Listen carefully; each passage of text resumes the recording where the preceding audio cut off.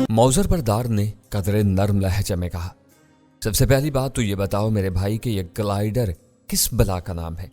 मैं तो एक ही ग्लाइडर को जानता हूं जो इंसान को साथ लेकर बड़ी पतंग की तरह फिजा में परवाज करता है। मैंने लाचार लहजे में कहा। मेरी बात सुनकर मौजर बरदार की आंखों में खौफनाक चमक लहराई। तुमने खुद ही बता दिया है कि तुम अनपढ़, जाहिल, मलंग या फकीर नहीं हो। अब सच बोलने पर आ ही गए हो तो बाकी सब भी उगल ही डालो। क्यों खामखा हमें ज़हमत देने पर तुले हुए हो? भाई साहब, क्या जरूरी है कि हर मलंग और फकीर को अनपढ़ होना चाहिए? आजकल गधागरी बेहद मुनाफा बख्श कारोबार बन चुका है। अब इस शोबे में हर तरह के लोग दाखिल हो चुके हैं। वैसे मैं तस्लीम करता हूं कि दरअसल फकीर या मलंग नहीं हूं, लेकिन मैं कोई ग्लाइडर वगैरह भी हरगिज नहीं हूं। तो फिर तुम कौन हो और यह भेस क्यों इख्तियार कर रखा है? जाहिर है अपनी शनाख्त छुपाने के लिए मैंने ये भेस बदल रखा है। अब ये भी बता दो कि तुम्हारी असल शनाख्त क्या है? मौजर बरदार ने मेरी आंखों में आंखें डालकर पूछा। मेरी शनाख्त से तुम्हें क्या लेना देना? बस यूं समझ लो कि 2 नंबर का धंधा करता हूं, पंजाब से ताल्लुक है, वहां घेरा तंग होने लगा तो ये रूप अपना कर कोयटा आ गया। यहां अपने लिए रोजी का जरिया तलाश कर रहा था कि तुम्हारे हत्थे चढ़ गया। ये झूठ बक रहा है एमके ने अचानक हमारी गुफ्तगू में मुदाखलत कर डाली। अगर ये वाकई मफरूर मुजरिम होता तो इसे रोजाना ऐन छुट्टी के वक्त गेट पर मौजूद होने की क्या जरूरत थी? ये यकीनन हमारी निगरानी कर रहा था। ये शराफत से जुबान नहीं खोलेगा। इस पर अपनी महारत आजमाओ, ये अभी हकीकत उगल देगा। एमजी कुछ देर तक बगौर अपने साथी को देखता रहा, फिर वो मेरी तरफ मुतवज्जा हुआ। तो तुम सच नहीं बोलोगे? क्या तुमने हमें कदा समझा है कि तुम्हारी इस फुसफुसी कहानी पर यकीन कर लेंगे? ठीक है, ऐसा है तो ऐसा ही सही। एंडी, तुम चुटकियां मेरे हवाले कर दो। वो चुटकियां दरअसल आईनी शिकंजे की मुख्तसर शक्ल थी। इसे पीछे से पकड़कर दबाया जाता तो इसका जबड़ा खुल जाता। इस जबड़े में मुतअद्दद तेज रफ्तार दांत मौजूद थे जो गोश्त को बेरहमी से जकड़ लेते थे। ताकत और स्प्रिंग का दबाव इन्हें गोश्त के अंदर पेवस्त कर देता था। जब 2 अदद चुटकियों ने मेरी पिंडलियों को तेज रफ्तार दांतों से जकड़ा तो मेरे हल्क से बेख्तियार चीख निकल गई। मैंने अपनी तकलीफ को छुपाने की कोशिश नहीं की। कमरे की दीवारें मेरी चीखों की आवाज़ों से लर्ज रही थी। 1.5-2 मिनट के बाद ही वो चुटकियां हटा ली गईं, लेकिन इतनी सी देर में ही मैं पसीने में शराबूर हो चुका था। मेरी पिंडलियों का गोश्त बुरी तरह कुचला गया था और इससे खून के कतरे टपक रहे थे। तुम्हारा बेड़ा गर्क हो, तुम्हारा सत्यानाश हो बदबख्तो, तुम इंसान नहीं शैतान हो, मैंने गजबनाक नजरों से एमजी को घूरते हुए कहा। तुम लोग मुझसे जो सलूक कर रहे हो इसका खुमियाजा तुम्हें भुगतना पड़ेगा। लगता है तुम्हारे कसबल ढीले करने के लिए हमें जरा सख्त हाथ डालना पड़ेगा। एमजी ने खूनखार नजरों से मुझे घूरते हुए कहा। अब मैं तुम्हें अपनी बात पूरी नहीं कर पाया था कि अचानक एक शख्स कमरे के दरवाजे से अंदर दाखिल हुआ। उसे देखते ही एमजी कुर्सी से उठ खड़ा हुआ। नौवार शख्स की नजरें मुझ पर जमी हुई थी। सालार, ये है वो ग्लाइडर जिसे हमने आज दोपहर पकड़ा है। इसके कब्जे से पिस्तौल बरामद हुआ है। सालार ने एमजी की कुर्सी पर कब्जा जमाते हुए धीमे लहजे में पूछा। इसने जुबान खोली या नहीं? हमने अभी कार्रवाई शुरू की है सालार, अभी कुछ ही देर में सब कुछ बक देगा। नहीं, इसको जुबान खुलवाने के लिए मुनासिब जगह नहीं है ये। इसे पॉइंट 0 पर ले चलो। हम सबको 4 घंटे के अंदर वहां जमा होना है। ठीक है एनडी एमके, तुम इसे नॉकआउट करके गाड़ी में डाल दो। हम यहां से रवाना हो रहे हैं। मैं बेबसी के आलम में दोनों खबीज शक्ल छोकरों को अपनी तरफ बढ़ते हुए देखता रहा। फिर उनमें से एक ने नहायत बेरहमी से अपने पिस्तौल का दस्ता मेरी खोपड़ी के अकबी हिस्से पर दे मारा। मेरे दिमाग में जोरदार धमाका सा हुआ। अगले ही लम्हे मेरा ज़हन तारीकियों में डूबता चला गया। सर के अकबी हिस्से में दर्द की टीसों ने मुझे ज्यादा देर खुशो हवास से बेगाना नहीं रहने दिया। मेरी आंखों पर पट्टी बंधी हुई थी और हाथ पांव भी बदस्तूर नायलून की डोरी में जकड़े हुए थे। मैं किसी हमवार फर्श पर पड़ा हुआ था। यूं लग रहा था जैसे इस वक्त मेरे आसपास कोई नहीं है। हर तरफ मुकम्मल सन्नाटा था। मैं अपने अंदाजे की तस्दीक के लिए जोर से चीखा, ए सुनो, कोई है? जवाब में मेरी आवाज की बाजगश्त के अलावा कुछ सुनाई नहीं दिया। मौका मुनासिब जानकर मैंने अपने हाथों की बंदिशों पर जोर आजमाई शुरू की। नायलून की डोरी की मजबूती में तो शक व शुबे की गुंजाइश ही नहीं थी, लेकिन इन खबीसों ने गिरहें लगाने में भी गैर मामूली महारत का मुजाहिरा किया था।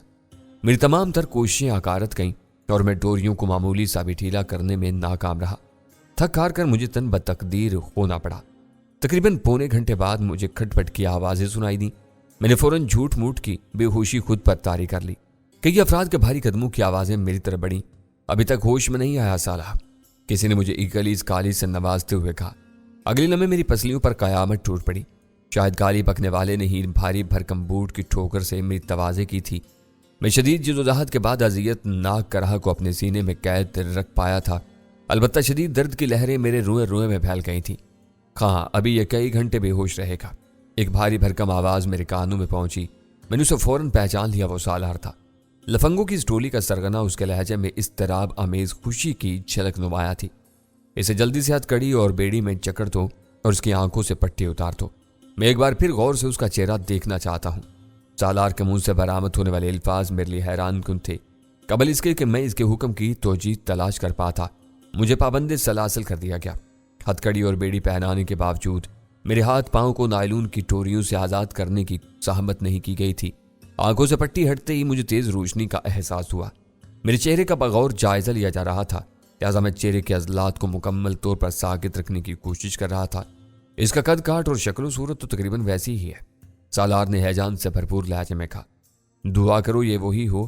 اگر یہ واقعی سردار کا مطلوبہ بندہ نکلا تو سمجھو کہ ہم سب کے نصیب جاگ جائیں گے۔ سردار ہمیں مالا مال کر دے گا۔ یہ الفاظ سنتے ہی میرا دل تھک سے رہ گیا تھا۔ شک کی کوئی گنجائش نہیں رہی تھی۔ حالات کے چکر نے مجھے گھیر کر سردار شاہ مراد کے چنگل میں پھنسا دیا تھا، اور اس بار مجھے پہچان بھی لیا گیا تھا۔ اب میرا جو حشر ہونے والا تھا اس کے بارے میں مجھے کوئی خوش فہمی نہیں رہی تھی۔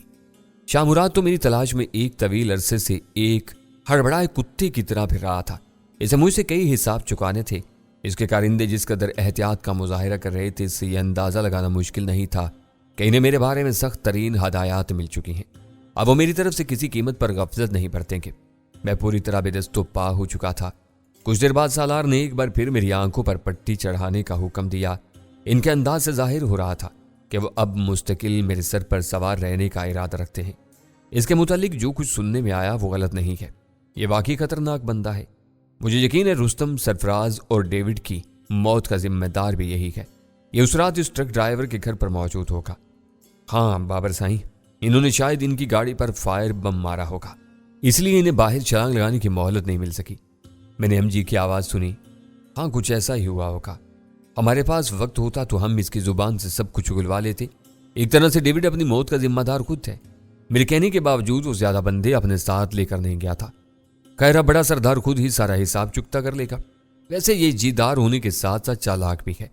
ہمیں شروع سے معلوم تھا کہ یہ بلوچستان کی طرف آ رہا ہے، اس کے باوجود ہم اس راستے میں کہیں نہیں روک سکے، اور اب یہ اتنی آزادی سے کوئٹہ میں دندناتا پھر رہا تھا۔ صرف اس ایک بندے کی وجہ سے ہمیں اتنی تمام سرگرمیاں روکنا پڑ گئی تھی۔ اگر ہم اسے مخبر سمجھ کر قابو کر لیتے تو یہ ہمیں کوئی اور بڑا نقصان بھی پہنچا سکتا تھا۔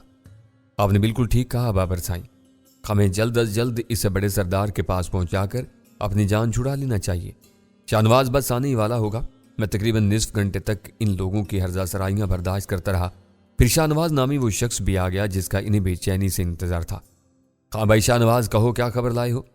اس کا تابوت 1 گھنٹے میں تیار ہو جائے گا۔ اسے میں نے آپ کی ہدایت کے عین مطابق سیٹ کرایا ہے۔ یہ دم گھٹنے سے نہیں مرے گا، اور اس تابوت کو تو یہ کیا اس کا باپ بھی نہیں توڑ سکتا۔ شاہ نواز نے پرجوش لہجے میں بتایا۔ ٹھیک ہے، اب اسے دوا سنگھا کر کم از کم 10-12 گھنٹے کے لیے اس کی بتی گل کر دو، تاکہ ہماری فکر تو ختم ہو سکے۔ ہماری کسی غلطی یا غفلت سے یہ فرار ہونے میں کامیاب ہو گیا تو سمجھو ہم نے اپنے ہاتھوں سے اپنی قبر کھود لی ہے۔ سردار ہمیں زندہ نہیں چھوڑے گا۔ ایسا نہ کہو بابر سائیں، میں ابھی سے دوا سنگھاتا ہوں، ایم جی نے مصرب لہجے میں کہا۔ اس نے شاید بے ہوشی کی دوا کی پوری شیشی رومال پر انڈیل دی تھی۔ دوا کی ناخوشگوار بو کا بھپکا جوں ہی میرے نتنوں سے ٹکرایا، میں نے سانس روک لی، لیکن جب اس کا ہاتھ میرے منہ اور ناک پر سے ہٹ نہ سکا تو بالآخر مجھے اپنی ناکام جدوجہد ترک کرنا پڑی۔ تیز ترین بو نتنوں میں کھستے ہی میرا سر بری طرح چکرایا اور پھر میں ہوش و آواز سے بیگانہ ہو گیا۔ تاریکی کی چادر جانے کتنی دیر مجھ پر مسلط رہی۔ دماغ دوبارہ بیدار ہوا تو سب سے پہلے سر کے درد نے اپنی موجودگی کا احساس دلایا۔ میری آنکھوں پر سے پٹی ہٹ چکی تھی اور ہاتھ پیروں سے نائلون کی ڈوری کے جکڑ بند بھی کھل چکے تھے۔ میں پختہ فرش پر اس انداز میں چت لیٹا ہوا تھا کہ میرے ہاتھ پیروں میں الگ الگ ہتھ کڑی اور بیڑی پڑی ہوئی تھی، جو بھاری بھرکم کفلوں کے ذریعے 4 ایسے کنڈوں سے منسلک تھی جو فرش میں گڑے ہوئے تھے۔ میرے ہاتھ پیروں میں بڑی زنجیر اتنی مضبوط نظر آ رہی تھی کہ شاید انہیں کوئی ہاتھ بھی نہ توڑ پاتا۔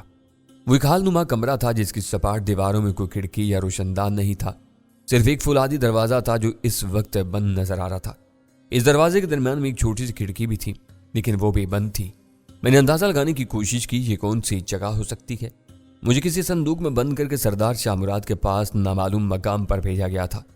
یہ جگہ ملتان یا کسی اور شہر میں شاہ مراد کا ٹھکانہ بھی ہو سکتی تھی، اور وہ خفیہ اڈا بھی جس کی تلاش کے دوران میں مرزا اور صدیقی پراسرار انداز میں غائب ہو گئے تھے۔ اس کمرے میں روشن، طاقتور، बल्ब रोशनी का वाहिद जरिया था। यह अंदाजा लगाना तकरीबन नामुमकिन था कि इस वक्त दिन है या रात, लेकिन शदीद तरीन भूख और प्यास मुझे एहसास दिला रही थी कि मुझे यहाँ आए काफ़ी वक्त गुजर चुका है। सरदार शाह मुराद से किसी अच्छे सलूक की तवक्का का भला क्या सवाल था। इसके बावजूद मैंने महज अपने होश में आने का ऐलान करने के लिए जोर जोर से आवाज़ें लगाना शुरू कर दी। जब कोई रद्द-ए-अमल सामने नहीं आया तो मुझे ये लाहासिल मशक्क़त करना पड़ी। खासे तवील इंतज़ार के बाद दरवाजे पर खटपट हुई और फिर वो एक झटके से खुलता चला गया। दरवाजे से अंदर कदम रखने वाला वाहिद शख्स शाह मुराद था। उसके चेहरे पर गहरी संजीदगी थी और वो अपनी वकाबी नजरें मुझ पर जमाए नपे तुले कदम उठाए हुए मेरी तरफ बढ़ रहा था। मैंने भी उसकी आंखों में आंखें डालती। इस बदतरीन सूरत हाल में भी मुझे किसी किस्म के डर या परेशानी का एहसास नहीं था। मैं तो ना जाने कब से इस तरह के हालात का सामना करने के लिए ज़हनी तौर पर तैयार था। वो ज़्यादा से ज़्यादा मुझे कत्ल कर सकता था, वो भी सिर्फ इस सूरत में जब खुदावंद करीम ने मेरी मौत इसके हाथों लिखी होती। अगर खुदा की ये मर्जी ना होती तो मेरा बाल भी बीका नहीं कर सकता था। मेरी बेखौफी और बेबाकी ने उसके गुस्से और नफरत की आग को कई गुना तेज कर डाला था।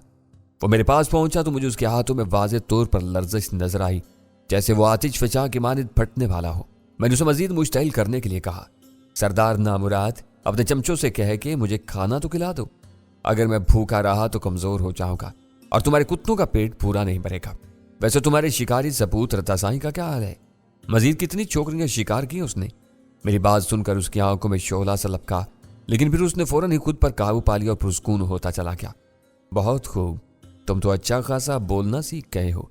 लगता है अच्छे उस्तादों के पास रहे हो। देखो, मैं तुम्हारा दुश्मन जरूर हूं, लेकिन इस मामले में भी मैं अपने मायार से नहीं गिर सकता। मैं तुमसे जो भी सलूक करूंगा वो तुम्हारे शान शान होगा, ये मेरा तुमसे वादा है। फिक्र ना करो, मैं रत्ता साई की तरह तुम्हें भी मायूस नहीं करूंगा। इंशाल्लाह तुम मुझे अपनी तवक्कात से बढ़कर पाओगे। अल्लाह ताला ने मुझे शायद तुम्हारे खानदान की खिदमत के लिए पैदा किया है। शाह मुराद के साथ जो कुछ हुआ वो उसके अनाड़ेपन का नतीजा था। शिकार के वक्त गफलत करने वाले शिकारी को संगीन खुमियाजा भुगतना पड़ता है। इस बेचारे को तो ये भी अंदाजा नहीं था कि वो किस किस्म के जानवर का शिकार करने के लिए रवाना हो रहा है। शिकार एक मुकम्मल फन है जिसके अपने आदाब हैं, जिनका एहतराम हर शिकारी को करना पड़ता है। खैर, मौका मिला तो मैं बाप और बेटे के फर्क से तुम बाखूबी आगाह कर दूंगा। तुम जानते हो कि तुम अब मुकम्मल तौर पर मेरे रहम करम पर हो। तुम्हें यह भी मालूम है कि मौत अब तुम्हारा मुकद्दर बन चुकी है, लेकिन अगर तुम चाहो तो मैं तुम्हें अपनी जिंदगी बचाने का मौका दे सकता हूं। सरदार, तुम इस वक्त एक बहुत आम फहम बात नजरअंदाज करने की कोशिश कर रहे हो, जो छोटे से बच्चे को भी मालूम होती है, और वो ये है कि जिंदगी लेना और जिंदगी देना किसी इंसान के बस की बात नहीं। तुम इस वक्त खुद को मुकम्मल तौर पर मुझ पर हावी समझ रहे हो, जबकि कादर मुतलिक सिर्फ रब्बे जुल जलाल है। बहरहाल तुम बताओ कि तुम मुझे जिंदगी बचाने का मौका किस शर्त पर देना चाहते हो। तुम मुझे सिर्फ ये बता दो कि तुमने अफजल के साथ क्या सलूक किया है। वो जिंदा है या मर चुका है? अगर जिंदा है तो इस वक्त कहाँ है? ओह, बस इतनी सी बात है? मैंने हैरानी से पूछा। मैं समझा था कि तुम पूछोगे कि मैं तुम्हारी मुल्क दुश्मन सरगर्मियों से किस हद तक वाकिफ हूँ। वो सब मैं पहले ही जानता हूँ और मैंने इसका पहले ही बंदोबस्त कर रखा है। सारे मुल्क के इदारे मिलकर भी मेरे खिलाफ कुछ साबित नहीं कर सकते, लेकिन अगर अफजल जुबान खोलते तो शायद तुम्हें बआसानी गद्दार वतन साबित किया जा सकता है। इसलिए तुम उसका पता चलाने के लिए बेताब हो। मैंने दुरुस्त कहा ना?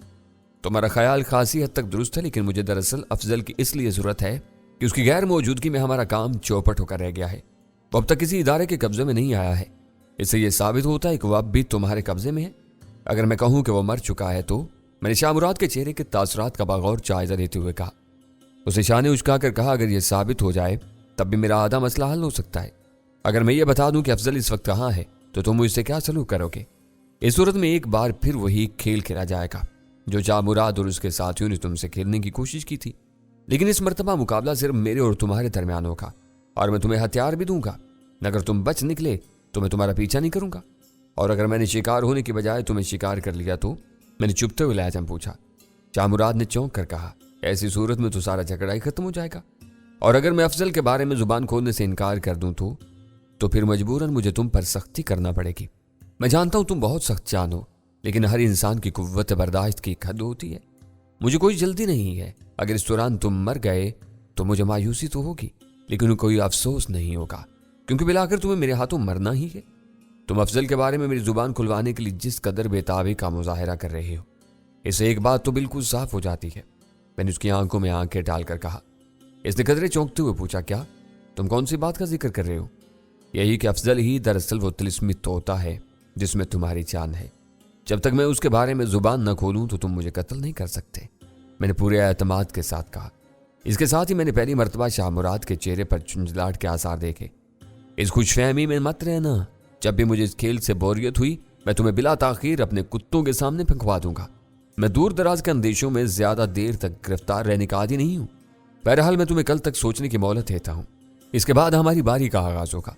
वैसे जाते जाते ये बताता चलूं कि तुम्हारे अंधे दोस्त गुलाम सरवर की बहनें अब भी इसी खाओ में हैं। तुम चाहो तो उन्हें तुमसे मिलाने के लिए यहां लाया जा सकता है। शाह मुराद के आखिरी अल्फाज आतिश फिशा के लावे की मानद मेरे रगों में जहन्नुम बर्पा करने लगे थे। फैज़ो गज़ब की लहर इतनी शदीद थी कि मैं लम्हा भर के लिए गुंग होकर रह गया। मेरी आंखों के बदलते रंग ने इसे मेरी अंदरूनी कैफियत से आगाह कर दिया था। उसने एक तज़हीक से भरपूर कहका लगाया। एन उसी वक्त मेरे हल्क से नफरत में बुझे मुगल्लज़ात का तूफान फूट निकला, लेकिन वो तो जैसे मेरी हर गाली से लुत्फ अंदोज हो रहा था। इसके कहकों में मजीद शिद्दत आ गई, फिर वो हंसते हुए वहां से चला गया। इसके जाने के बाद भी मैं देर तक अपने अंदर का जहर उगलता रहा। शाह मुराद ने मुझे बेहद भरपूर जज्बाती शाक लगाया था। इसकी बर्तरी तो वैसे भी वाज़ेह थी, लेकिन उसने इस गलीज धमकी के जरिए मुझे शदीद सेहनी अजियत में मुब्तला कर दिया था। मेरी कोई सगी बहन नहीं थी, लेकिन मैंने गुलाम सरवर की बहनों को कभी अपनी सगी बहनों से कम नहीं समझा था। गुलाम सरवर ने मुझे जिंदगी देने के लिए जो अजीम कुर्बानी दी थी, इसके बाद तो उसकी बहनों का तहफ़्फ़ुज़ मेरी अहम तरीन जिम्मेदारी बन गई थी। शाह मुराद मेरी दुखती रग पहचान गया था। इसे मालूम था कि मेरी जुबान खुलवाने का यह सबसे बेहतरीन और आसान तरीका है। शाह मुराद के रुखसत होने की काफ़ी देर बाद तक मैं बुरी तरह पीछो ताप खाता रहा। फिर मुझ पर मायूसी और बेबसी का गलबा होने लगा। मेरी आंखें बेख्तियार बह निकली। मैं जिस मजबूत पिंजरे में फंसा था, इससे निजात बाज़ाहिर नामुमकिन ही नजर आ रही थी। लेकिन नहीं, मैं बेयारो मददगार तो नहीं था। मेरा पाक परवरदिगार मेरे साथ है। इससे मुझे हर आजमाइश की घड़ी में सुरखरू किया है, वह भी मेरी दस्तगीरी करेगा। मेरा दिल रफ्ता रफ्ता बिल्कुल पुरस्कून होता चला गया। मुझे शदीद भूख और प्यास महसूस होने लगी। शाह मुराद ने कहा था कि मुझे भूखा प्यासा नहीं मारेगा। ये इसकी नेक दिली नहीं बल्कि मजबूरी थी, क्योंकि मेरी जुबान खुलने तक उसे मुझे बहर सूरत जिंदा रखना था। लेकिन यह जरूरी था कि वो फौरी तौर पर मेरी भूख और प्यास का इंतजाम कर देता। वो जानता था मैं इतनी आसानी से मरने वाला नहीं हूं। मुमकिन है वो मेरी हालत तबाह होने और मेरी कुव्वत मुज़ाहमत कमजोर होने तक का इंतजार करने का इरादा रखता हो। इस नरमी का सलूक रखने की हमाकत सरजद नहीं हो सकती थी। मैं अपनी पूरी कुव्वत इरादी सर्फ करके नींद को अपने ऊपर हावी करने की जद्दोजहद करने लगा। भूख और प्यास की शिद्दत फरामोश करने का मेरे पास यही एक तरीका था। मेरी गनूदगी अभी पूरी तरह गहरी नहीं हो पाई थी कि अचानक किसी ने मुझे झंझोड़ कर रख दिया। सैफल, सैफल भाई होश में आओ। एक मानूस सी निस्वानी आवाज ने मुझे चौंक कर आंखें खोलने पर मजबूर कर दिया। उसे पहचानने में मुझे ज्यादा देर नहीं लगी। वो नसीम थी, शाह मुराद की बदनसीब बेटी, जिसे अफजल ने अपने प्यार का बहलावा देकर बर्बाद कर दिया था। डॉक्टर सनम उसे गुनाह के बोझ से निजात न दिलाती तो वो खुद को मौत के अंधेरों में धकेल चुकी होती। इसी जगह अपने रूबरू पाकर मुझे शदीद हैरत हुई। तो तुम यहाँ क्या कर रही हो? मैंने पूछा। ये सवाल और जवाब का मौका नहीं है भैया, मैं बड़ी मुश्किल से यहाँ तक पहुंची हूँ। तब मेरी नज़र उसके नाजुक हाथों में मौजूद क्लाशंकोव पर पड़ी। मैं तुम्हें आज़ाद करने आई हूँ। इन तालों की चाबियाँ शाह मुराद के कब्जे में हैं, लेकिन मेरा ख्याल है ये जंजीरें। हाँ बिल्कुल, मैंने पुरजोश लहजे में कहा। तुम क्लाशंकोव चलाना तो जानती हो ना, तो मेरा सिर्फ एक हाथ आज़ाद कर दो, बाकी काम मैं खुद कर लूँगा।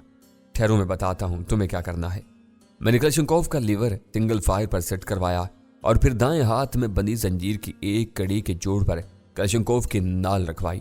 ट्रैकर दबाओ, मैंने कहा। नसीम ने मेरी हदायत पर अमल किया। वो हाल नुमा कमरा धमाके से गूंज उठा, लेकिन क्लाशंकोव की गोली जंजीर की कड़ी से बरह रास्त टकराने के बजाय उचट गई थी। नसीम ने मायूसी से मुझे देखा। परेशान होने की जरूरत नहीं, एक बार फिर कोशिश करो, मैंने उसे तसल्ली दी।